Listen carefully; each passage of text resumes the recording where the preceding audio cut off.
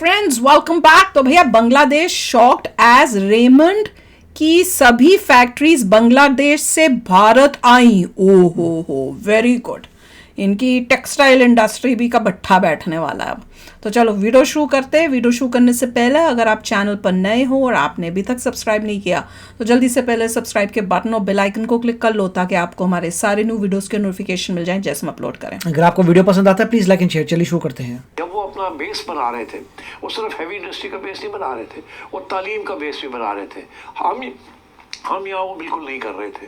So I think that was the reason why India has forged ahead और हम पीछे रह गए। भारत की विशाल कपड़ा उद्योग कंपनी बिकॉज़ रिलीजन रेमंड्स, जो बांग्लादेश में अपनी मैन्युफैक्चरिंग यूनिट्स चला रही थी, अब उन सभी यूनिट्स को भारत में शिफ्ट करने का निर्णय ले चुकी है। इस खबर से बांग्लादेश की नई सरकार के लिए संकट की स्थिति बन गई है। हमारी डिपेंडेंसी सिंड्रोम ने हमें ले मारा है। आज के प्रोग्राम में जो हमने एक चीज डिस्कस करनी है कि अगर खुदा ना खास्ता पाकिस्तान डिफॉल्ट होता है तो फिर क्या सिनेरियो होगा। रेमंड ने अब यहाँ पर ऐलान कर दिया है कि हम लोग बहुत जल्द ही हमारी जो बांग्लादेश के अंदर फैक्ट्रीज हैं उसको हम लोग बंद करने वाले हैं। गुड।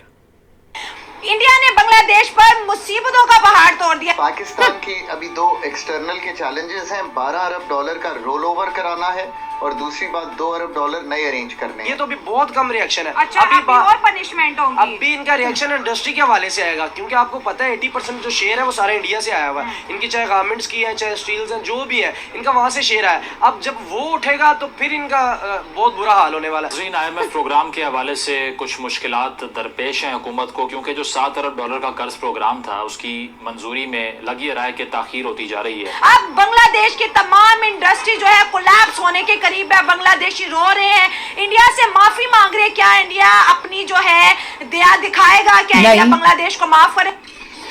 हेलो फ्रेंड्स, जय हिंद। हिंदुस्तान स्पेशल में आपका स्वागत है दोस्तों। जैसा कि दोस्तों आपने क्लिप में देखा, भारतीय दिग्गज टेक्सटाइल कंपनी रेमंड अपनी सभी फैक्ट्रियों को बांग्लादेश में बंद करने की तैयारी में है। इसका मुख्य कारण बांग्लादेश के बिगड़ते हालात हैं। बांग्लादेश की आर्थिक स्थिति अब पहले जैसी नहीं रही। दिन ब दिन बांग्लादेश गहराई में धंसता चला जा रहा है, वह भी पाकिस्तान के रास्ते पर भी है।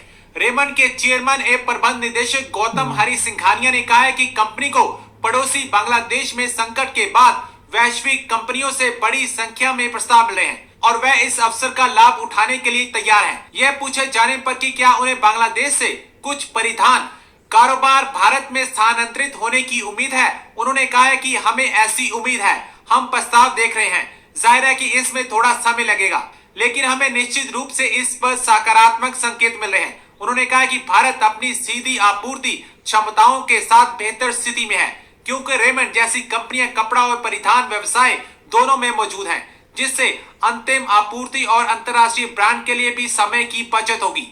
बंगाली अपने पासपोर्ट लेके इंडियन मिनिस्ट्री के सामने जमीन पे रख दी उन्होंने, यानी कि अपने मुल्क की इज्जत उन्होंने, जो उनकी एक इमेज बना था। मैंने ये पहले कहा था जब इनका ये शुरू हुआ था ना, 1-2 दिन आपके साथ प्रोग्राम हुआ था, मैंने बताया था आपको कि ये बाद में बड़ा पछताएंगे।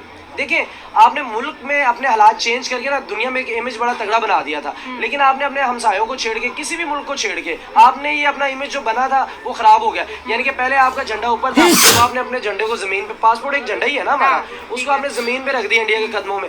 और ये जो मोदी ने कहा, मैं आपको बताया था रिएक्शन, ये तो भी बहुत कम रिएक्शन है। अच्छा, अभी और पनिशमेंट होंगी। अभी इनका रिएक्शन इंडस्ट्री के हवाले से आएगा, क्योंकि आपको पता है 80% जो शेयर है वो सारा इंडिया से आया हुआ है। इनकी चाहे गारमेंट्स की है, चाहे स्टील्स हैं, जो भी है इनका वहां से शेयर है। अब जब वो उठेगा तो फिर इनका बहुत बुरा हाल होने वाला है। अभी तो तुम्हारा भी तो है ना, ऑयल बोरान आना है, पेट्रोल का बोरान है। अपनी कंट्री के बांग्लादेश का क्या बताओ, इंडिया से तो इलाज कराते हैं, पाकिस्तान आ नहीं सकते। म्यांमार के साथ इनका बॉर्डर लगता है, वो उनकी पहले पाकिस्तान हिंदुस्तान से ज्यादा खराब है उनके साथ।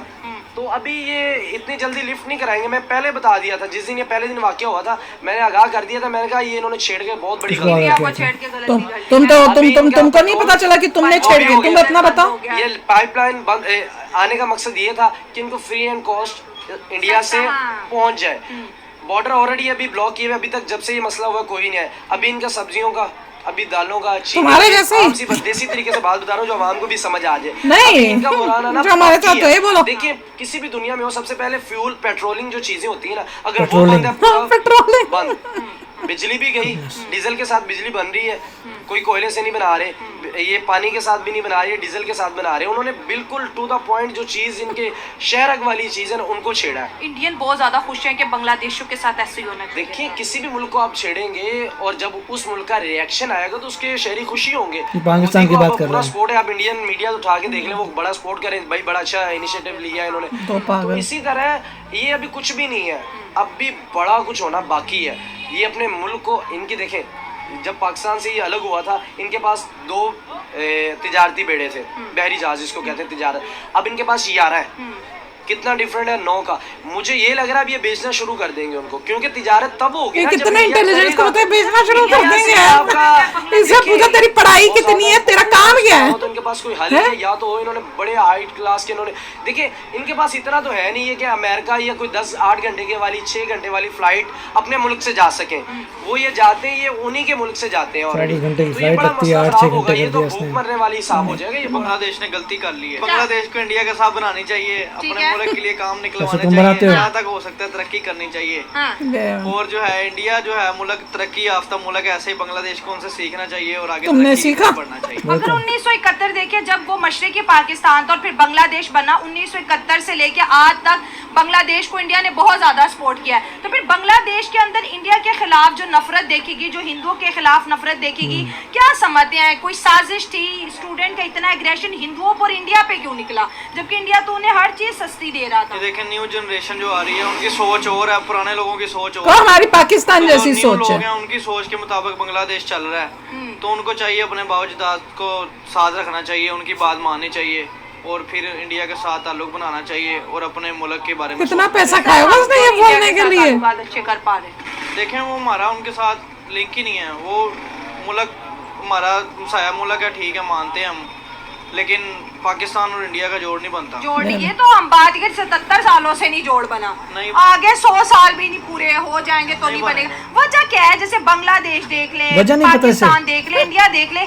हिंदुस्तान जब था तो तीनों इकट्ठे रह रहे थे, जब इंडिया हो गया फिर एक पाकिस्तान हो गया, एक बांग्लादेश, यही हमारे तुम्हारी सोच है, खाते पीते। आज हम एक दूसरे से बात करने को तैयार नहीं है, क्या वजह है? देखे ना जो मुसलमान का जज्बा है वो इंडिया के बंदे का 150,000 बंदा भी हो तो एक बंदे के बराबर नहीं हो सकता। इंडिया का मुसलमानों का जज्बा भी तो है, उधर भी तो मुसलमानों का जज्बा है उधर भी है, लेकिन इंडिया के साथ अगर कंपेयर करें तो पाकिस्तान का कंपेयर नहीं बनता उनके साथ। अच्छा, हमारे पास जज्बा है, जज्बे से हमने आज तक क्या किया? कोई इकोनॉमी बेहतर की, कोई तालीम बेहतर की, कोई इंडियंस को बेवकूफ बनाया और कुछ नहीं किया। तुमने अपने जज्बों से सिर्फ इंडियंस को बेवकूफ बना रहे हो। जवाब देना ਇਹ ਜਜ਼ਬਾ ਸਾਡਾ ਜਿਹੜਾ ਨਾ ਸਿਰਫ ਨਾਰਿਆਂ ਦੇ ਵਿੱਚ ਹੈ, ਕੋਈ ਹੋਰ ਕੰਮ ਨਹੀਂ ਹੈਗਾ ਸਵਾਏ ਨਾਰੇ ਤੋਂ ਇਲਾਵਾ।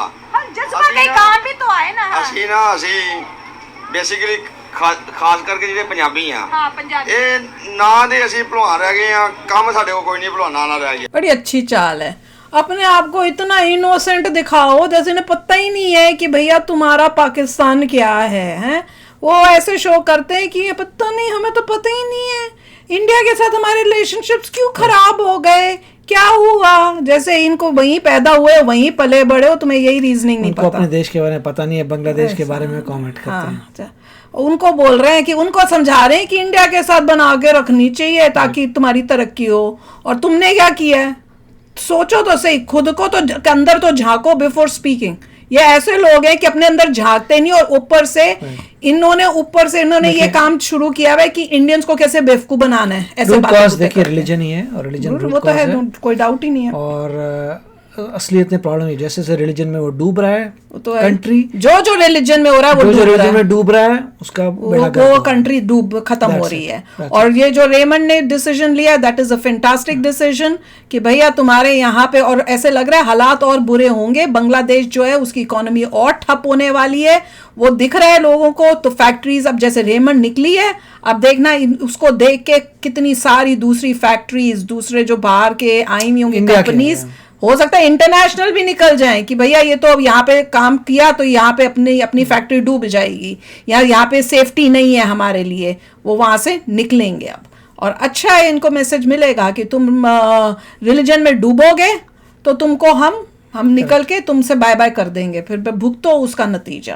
तो चलो यार, आप भी शेयर करना अपने थॉट्स। चलते हैं, मिलेंगे नेक्स्ट वीडियो में बहुत ही जल्द। Till then take care and bye bye. तो अगर आप मेरे इस चैनल पे नए हो तो जल्दी से सब्सक्राइब के बटन को हिट करो और बेल आइकन को क्लिक करो ताकि आपको मेरा जब नया वीडियो मैं लगाऊं आपको उसके बारे में जल्दी से पता चल जाए।